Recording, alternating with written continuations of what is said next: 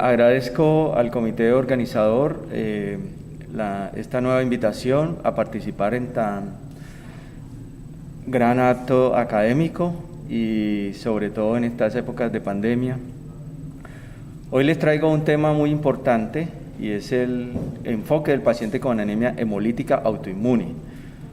Sabemos que las anemias a diario nos ofrecen un reto diagnóstico importante y que muchas veces lo sospechamos a través de los hallazgos de laboratorio.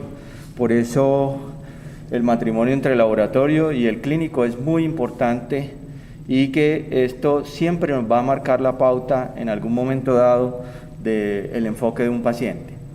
Este es el derrotero que voy a seguir de la charla.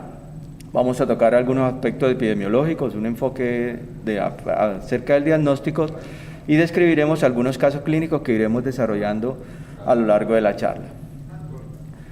Tenemos que la prevalencia de la anemia hemolítica autoinmune es variable y basado en una corte de Dinamarca encontramos que hay reportados unos 17 casos por 100.000 habitantes y que la incidencia varía desde 0.2 a 1 por millón por año de pacientes y que esta podría estar de una manera primaria solamente como una anemia hemolítica autoinmune o con un síndrome de Evans que se ve frecuentemente en mujeres y en niños. Y esta anemia hemolítica autoinmune podría ser también secundaria. Esta la vemos muy frecuente en las mujeres, sobre todo asociadas a lupus, o en menor cuantía lo vemos asociadas a leucemias linfocíticas crónicas. En cuanto a las aglutininas frías, a la enfermedad por aglutininas frías, tenemos que la incidencia es mucho menor de un caso por millón de habitantes y que también se cumple la norma que es más frecuente en mujeres. No existen como unos estudios bien concretos acerca de la incidencia de esto, sin embargo, en unos datos descritos en la investigación de los Bridge, encontramos que la anemia hemolítica autoinmune adquirida va en aumento y se proyecta para el 2027 un aumento en diferentes países del mundo. En cuanto a la parte de la mortalidad, vemos que esta también es variable, va más o menos del 8 al 21% y sobre todo si esta mortalidad la relacionamos con enfermedades hematológicas como los linfomas o los cánceres hematológicos. Vemos que la supervivencia se reduce mucho más si si la anemia hemolítica autoinmune está de la mano de un cáncer hematológico a que si ella ocurre de manera primaria solamente. Miramos que uno de los hallazgos importantes en el tendido de sangre periférica, hay varios pues relacionados con la enfermedad, pero uno de los hallazgos son los microesferocitos que vamos a ver en un caso de un paciente que vamos a describir. Entonces, ¿qué hacemos para abordar un paciente con anemia hemolítica autoinmune? Primero, nos vamos a hacer la pregunta, ¿tiene el paciente una anemia hemolítica autoinmune? Entonces, para eso nos vamos a ayudar de algunos datos de laboratorio. Y es, por ejemplo, vamos a encontrar la LDH que habla del recambio celular elevada. Muchas veces esta LDH pueda que no esté elevada por algún proceso que altere la elevación de esta. Por ejemplo, hay algunas enfermedades hepáticas que podrían disminuir esa LDH y no estar elevada, pero generalmente uno la encuentra elevada. Las bilirrubinas, sobre todo a expensas de la indirecta, se elevan y por lo general no es más de 5 miligramos por decilitro. Si lo encuentra uno más elevado de allí, de ese nivel, deberíamos pensar en que existe algún otro proceso que esté asociado y que nos esté elevando más la bilirrubina, por ejemplo, enfermedades hepáticas. La lactoglobina, que es un reactante de fase aguda que se produce en el hígado, ella generalmente quela a la hemoglobina cuando ésta se libera. Cuando el eritrocito se rompe, la hemoglobina se libera, ella viene y actúa como un edecán y la lleva hacia el hígado para que se metabolice y se haga el reciclaje de esa hemoglobina para que se intervenga en la síntesis otra vez de nuevos glóbulos rojos. Y el extendido de sangre periférica, como se los mencioné, que muestra diferentes hallazgos. Ya mencioné los esferocitos, entonces esto es como uno de los hallazgos más comunes. En cuanto al recuento de reticulocitos, sabemos que los reticulocitos son esos glóbulos rojos que están en formación, en entrenamiento, y que estos se elevan como una respuesta de la médula a la hemólisis, pero en algunos casos pueda que esta respuesta medular no se dé de manera adecuada, por ejemplo en procesos que hayan infiltración de la médula o en procesos virales, por ejemplo con la infección como por el parvovirus B19, que pueda que esos reticulocitos no se eleven y eso genere una falsa creencia de que no estamos ante una anemia hemolítica. En cuanto a la parte de las bilirrubinas, del urobilinógeno, tenemos que se podría incrementar el urobilinógeno, sobre todo en los casos donde hay anemias hemolíticas intravasculares, con hemólisis intravasculares, que se eleva este elemento. Y otro hallazgo importante es la leucoeritroblastocitosis, que aparecen células inmaduras en el extendido de sangre periférica o en el hemograma, y esto podría hacer pensar a veces que podríamos estar ante una enfermedad, una neoplásica, o podríamos estar ante un proceso infeccioso. Pero una de las posibilidades sería la anemia hemolítica autoinmune. El extendido en sangre periférica da muchos hallazgos, y dentro de estos tenemos hallazgos relacionados con diversas patologías o con diversas condiciones clínicas. Por ejemplo, la presencia de esquistocitos nos debe alertar de una probable anemia hemolítica microangiopática, o que estemos ante un paciente que tenga válvulas protéticas mecánicas que hagan que produzcan la hemólisis, y eso haga que aparezcan los esquistocitos en sangre. Hay también otros elementos, que la hipocromía, microcitosis, que eso no orienta para nada, pero en el contexto de estos pacientes podrían ayudarle a sospechar que además de la anemia hemolítica autoinmune pueda tener otros tipos de anemias asociadas, como la anemia ferropénica, incluso el déficit de B12 en estos pacientes. Observamos también aquí los microesferocitos y también los ovalocitos o esferocitos en el extendido de sangre periférica.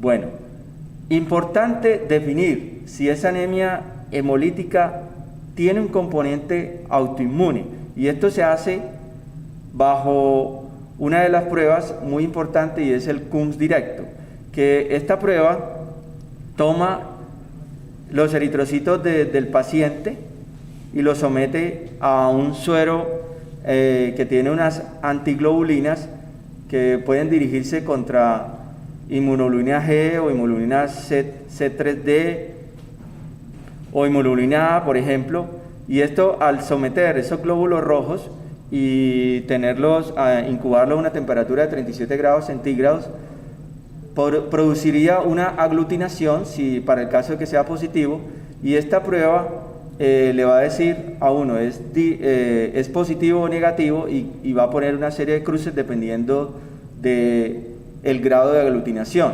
Aquí vemos que las antiglobulinas van dirigidas contra inmunoglobulina G, A, M, C3, y cuando se compara con el control que se observa acá, se ve en este caso que hay una aglutinación muy importante y la definen como 3 cruces, o para el caso del C3D, aquí sería 4 cruces. Entonces esto le hace sospechar, dependiendo del perfil de la aglutinación, también si se trata de una anemia hemolítica autoinmune relacionada con anticuerpos calientes o anticuerpos fríos. Acá en esta tabla les muestro la relación que se encuentra generalmente para las anemias hemolíticas relacionadas con anticuerpos calientes. Tenemos, por ejemplo, la presencia de inmunoglobulina, anticuerpos contra inmunoglobulina G o C3, o ambos, que se relacionan generalmente con este tipo de anemias hemolíticas. Y cuando ocurre para las aglutininas frías, tenemos que van dirigidos principalmente contra el C3D.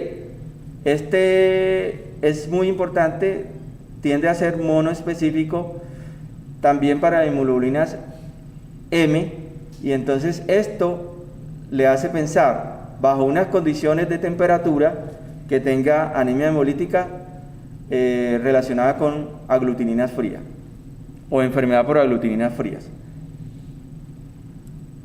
En cuanto a la parte de que hay algunas condiciones que producen un Kunz directo falso o negativo, tenemos que ese escenario ocurre, es variable, algunos textos dicen 2, 10%, otros 3 a 11%. Podríamos de pronto salirnos un poco del esquema diagnóstico y pensar que el paciente, como tiene un Kunz directo negativo, no tiene una anemia hemolítica autoinmune. Entonces debemos tener en cuenta que por cuestiones técnicas del laboratorio o la misma presencia de algunos anticuerpos que van dirigidos contra los glóbulos rojos, que no son fácilmente detectables o los niveles están muy disminuidos, podría salirle la prueba falsamente negativa. Y para eso tendríamos que utilizar una serie de pruebas alternativas si nuestra sospecha clínica persiste de que es una anemia hemolítica autoinmune. Entonces aquí tenemos que se puede ser por lavados inadecuados de los hematíes o por una agitación excesiva en la fase de lectura que haga que los anticuerpos que están unidos a los glóbulos rojos, a los antígenos de los glóbulos rojos o a los anticuerpos patológicos se separen, o que haya presencia de un anticuerpo que sea fácilmente disociable, y eso hace que esta prueba nos salga falsamente negativa. Entonces, la siguiente pregunta es, ¿estamos ante anticuerpos calientes o anticuerpos fríos? Ya definimos en una tabla anterior que principalmente los anticuerpos calientes están dirigidos contra inmunoglobulina G y C3, y los fríos contra inmunoglobulina C3, aunque a veces también va dirigido a IgG. Hay otros que podrían haber una combinación de estos y podríamos estar ante una anemia hemolítica autoinmune de carácter mixto. Este es un escenario muy raro. Importante resaltar para las anemias hemolíticas por anticuerpos fríos, y es que la muestra que se envía al laboratorio se debe mantener a 37 grados centígrados, y cuando ya se haya el proceso, se realice el proceso en el laboratorio, se deba ir titulando la temperatura. Y los CD3, la presencia de CD3, si se encuentran positivos, se debe hacer inmediatamente una medición del nivel de los títulos de aglutininas para llegar a un diagnóstico de una enfermedad por aglutininas frías. Entonces es importante porque a veces no se procesa bien la muestra y podremos tener unos resultados erróneos. Una de las pruebas que se utiliza para intentar resolver este dilema de que si estamos ante un paciente con una prueba Kunz directo negativa falsa, utilizamos la prueba o el laboratorio utiliza la prueba del polibreno, que el polibreno es una sustancia a base de bromuro de hexadimetrina que produce las cargas negativas que tienen los glóbulos rojos, hace que las venza y hacen que los glóbulos rojos se aproximen un poco más. Si tienen ellos anticuerpos, esos anticuerpos podrían unirse los unos a los otros y llevar a una aglutinación. Cuando se llega a esa aglutinación, esta aglutinación se puede vencer adicionándole citrato de sodio. Si esa aglutinación se vence adicionándole citrato de sodio, se dice que la prueba es negativa, pero cuando persiste la aglutinación, ya se dice que hay la presencia de anticuerpos, y entonces ese Kunz que inicialmente me salió falsamente negativo, ahora la prueba me dice que es positivo, y entonces yo vengo y hago el fraccionamiento o la medición de esos anticuerpos que están ahí. Ella tiene una sensibilidad disminuida para la detección de anticuerpos del sistema Kell, y aquí le muestro más o menos la parte de la técnica del laboratorio. En eso no me voy a detener. Entonces, la siguiente pregunta que nos hacemos, ¿se trata de una anemia hemolítica autoinmune primaria o secundaria? Para eso nos basamos de 3 elementos importantes. Uno es la historia clínica. La historia clínica es la herramienta fundamental en toda la práctica de la salud en general, no solamente de nosotros los clínicos, sino también del laboratorio. La historia clínica da muchas pistas que nos permiten dilucidar la situación clínica del paciente. Los datos de laboratorio es importante, que aquí lo he ido mencionando, y las imágenes dependiendo de qué patología sospeche. Como hallazgos clínicos de los pacientes con anemia hemolítica autoinmune, muy frecuentes son datos generales como disnea, cansancio, fiebre, ictericia y dolor abdominal. Algunos pacientes presentan hemoglobinuria, hipersensibilidad al frío, acrocianosis, un entumecimiento o parestesias sacrales y lívidos reticulares. Aquí les muestro unas fotos de unos hallazgos de lívidos reticulares que se encuentran en algunos pacientes. Por ejemplo, esto lo ve uno en pacientes con lupus o en SAP, síndrome de anticuerpos antifosfolípidos, catastrófico o SAP en general, y en otras patologías reumatológicas. Pero es importante este hallazgo. Y aquí en el lado derecho observamos un paciente con acrocianosis. Entonces, importante. Algunos pacientes tienen este hallazgo que tiene que ver con hallazgos que sugieren mucho la hemoglobinuria paroxística nocturna, que es esta orina colúrica. Entonces, muy importante tener en cuenta esos hallazgos clínicos. Haciendo una descripción un poquitico más detallada de los hallazgos de la historia clínica, en la anamnesis debemos tener en cuenta la historia familiar, si hay antecedentes de anemias, si hay antecedentes de ictericia. Por ejemplo, hace poco tuvimos un caso de una paciente que en el contexto de un COVID le habían detectado ictericia y le habían encontrado la anemia que requirió transfusión. Tenía historia de varios familiares con ictericia, y entonces se le habían adjudicado una posible enfermedad de Gilbert, y entonces no le habían hecho más estudios, pero llamaba la atención además que habían como 4 familiares que le habían hecho colecistectomía a temprana edad. Entonces eso hace pensar anemia, ictericia y colelitiasis a temprana edad podría ser compatible con una anemia hemolítica. Se encontró que la paciente tenía una esferocitosis hereditaria. Entonces, muy importante que algunos hallazgos podrían pasar desapercibidos. En cuanto a la parte del laboratorio, ya habíamos identificado o habíamos mencionado la parte de los reticulocitos LDH y buscar patologías alternas. La prueba de Coombs, que ya discutimos la parte de que podrían ser falsamente negativos, aunque podrían ser verdaderos negativos en un 3 a un 11%, y dependiendo del perfil vamos a sospechar si es mixta, si es por aglutinina fría o por anticuerpos calientes. Bueno, dentro de las posibilidades de anemia hemolíticas secundarias siempre tenemos en mente las malignidades, y esto muy importante. Por ejemplo, las gamapatías monoclonales de significado incierto o los linfomas, ya sea linfomas del manto, linfomas esplénicos, que están relacionados con esto. Otras situaciones relacionadas son las secundarias a infecciones. Tenemos, por ejemplo, muy relacionadas con anticuerpos fríos, las infecciones por micoplasmas. Hay algunos como la brucelosis o incluso también los linfomas.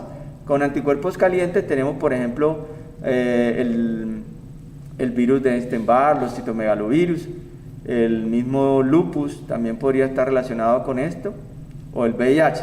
Entonces es muy importante tener en cuenta las infecciones. A veces se comportan de un lado a otro, pueden ser fríos, pueden ser calientes, etc. Y lo otro también son las anemias hemolíticas autoinmunes relacionadas con medicamentos. Uno de los medicamentos clásicos es el metildopa, que se utilizaba mucho en preeclampsia o en hipertensión. Entonces se relaciona mucho ahí, o si no las penicilinas, que también tienen unas pruebas para diferenciar o hallar si se trata de una anemia hemolítica secundaria a una exposición a medicamentos. Aquí entonces le traigo un caso de una mujer de 64 años que llegó al servicio de urgencia con un cuadro de fatiga, disnea y orina colúrica. Al examen físico tenía una palidez mucocutánea generalizada, no tenía ni adenopatía ni adenomegalia y tenía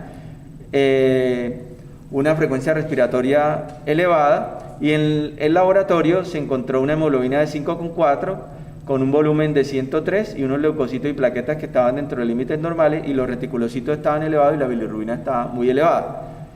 Pensando en una anemia hemolítica autoinmune, se le pidió un KUNS directo, que fue positivo, y luego se le pidió el KUNS fraccionado, que dio principalmente para IgG y débilmente para C3D.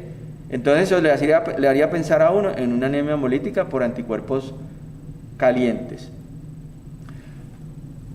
Las anemias hemolíticas por anticuerpos calientes se dan en el 70-80% de los casos y pueden estar relacionadas ya sea con IgG en un 37% o una mezcla de IgG con CD3 en un 43%. Muy raro que sean CD3 con escasa IgG.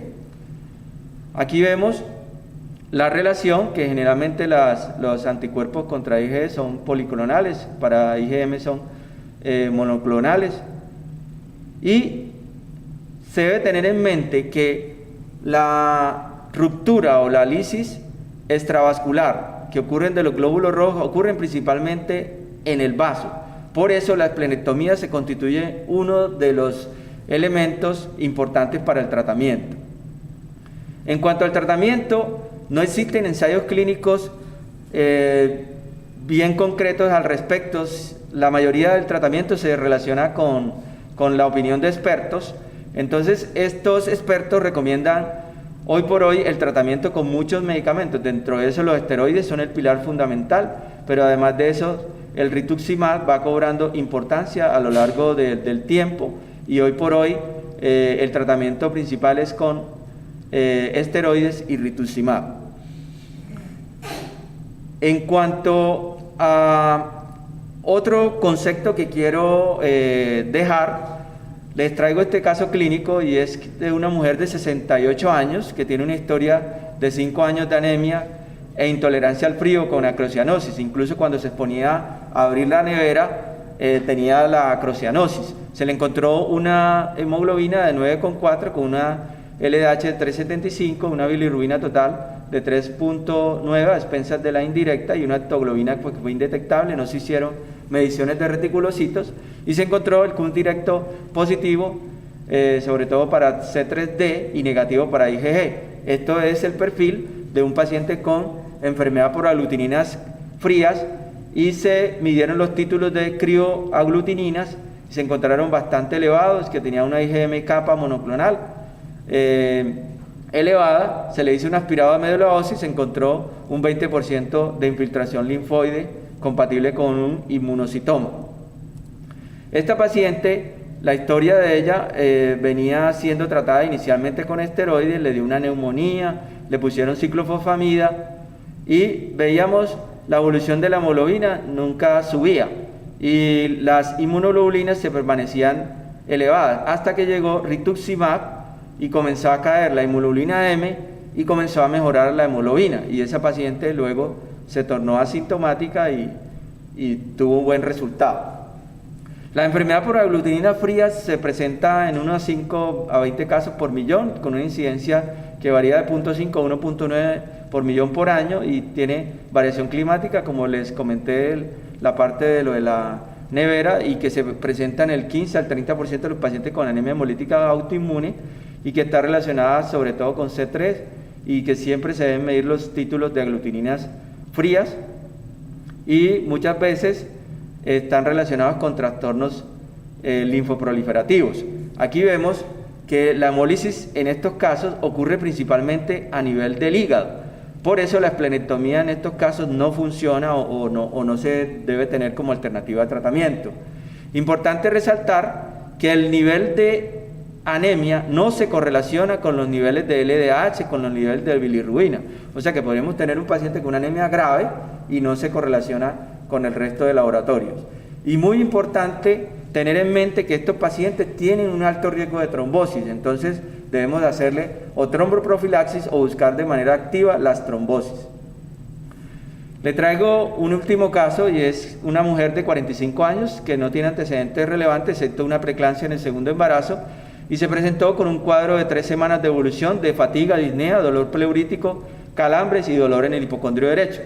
Se le hizo una eco abdominal y se encontró una colecistitis acalculosa, un angiotac por aquello de la disnea y el dolor pleurítico pensando en una embolia pulmonar, y se le encontró la embolia pulmonar, y teniendo en cuenta todo el cuadro de la embolia, el dolor abdominal, terminó haciéndosele un TAC de abdomen donde se encontró una trombosis venosa hepatoesplénica con extensas colaterales.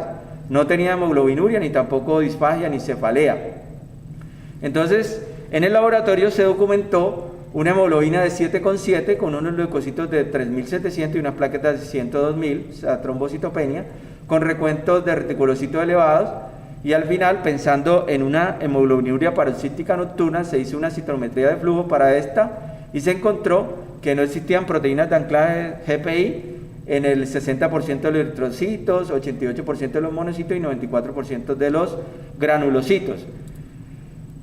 Esta anemia hemolítica, esta hemoglobinuria paroxística nocturna está relacionada con el complemento. La hemólisis que ocurre está mediada por el complemento, y esto se debe a que existe una mutación somática del gen PIGA que se codifica en el cromosoma 6, y entonces este ensamblaje de esta glucosilfosfatidilinositol se ve alterado, y al final las moléculas cluster como el CD55 y el CD59, que son moléculas reguladoras del sistema de complemento, llegan a estar ausentes, y al final ocurre una hemólisis de los glóbulos rojos por alteración de esta molécula reguladora. Por ejemplo, la CD55 disminuye la conversión del C3 convertasa a C5, y la CD59 interviene en la formación del complejo de ataque de membrana. Cuando estas moléculas no existen, todo este proceso se da y se produce la lisis del glóbulo rojo. Uno de los tratamientos hoy por hoy que tenemos en nuestros medios, tenemos el eculizumab, que actúa a nivel de esta vía y entonces inhibe la formación del complejo de ataque membrana. Es un tratamiento costoso y ahorita están saliendo o salieron ya, pero no las he visto aquí en nuestro medio, moléculas que tienen una vida media más larga y son más fáciles de manejar que eculizumab. Entonces, para llevar a casa, tenemos que, para el diagnóstico de las anemias hemolíticas, es necesario el apoyo del laboratorio, imprescindible. El diagnóstico oportuno de la anemia hemolítica impactará en el pronóstico, como lo vimos, esos rangos de mortalidad, que sospechar la trombosis es un elemento fundamental, y no existen adecuados ensayos clínicos para el tratamiento. Sin embargo, la evidencia que tenemos con los esteroides y el rituximab es muy importante hoy por hoy. Muchas gracias.